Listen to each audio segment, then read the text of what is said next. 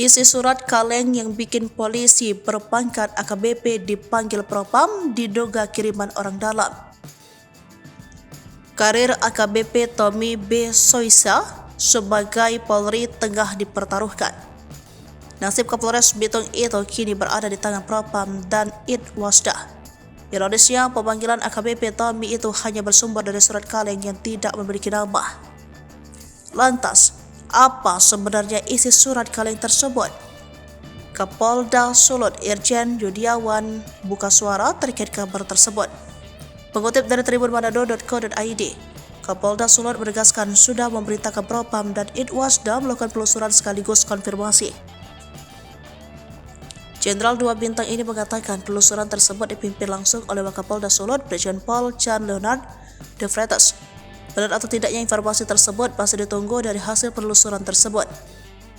Irjen Yudiawan mengatakan pihaknya sangat serius menangani kabar tersebut. Tak menutup kemungkinan bahwa Kapolres Bitung akan turut diperiksa.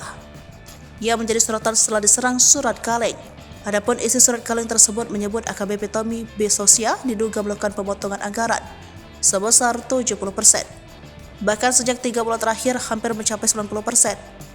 Tidak hanya itu, dana pengamanan yang diberikan instansi luar, Pemkot, pada saat event tertentu diambil dipotong oleh sang Kapolres. Sementara itu, Kapolres Bitung AKBP Tommy angkat bicara memberikan penjelasan. Dia menegaskan surat kaleng itu tidak dapat dipertanggungjawabkan. Mantan Kapolres Minahasa ini berpandangan apa yang ia alami saat ini merupakan resiko menjadi pimpinan.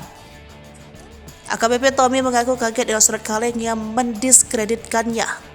Ia menyebut surat ini no-name tidak dapat dipertanggungjawabkan. Meski ada personelnya yang tidak suka hingga melahirkan surat kaleng, Kapolres optimis ia masih didukung oleh jajaran Polres Bitung.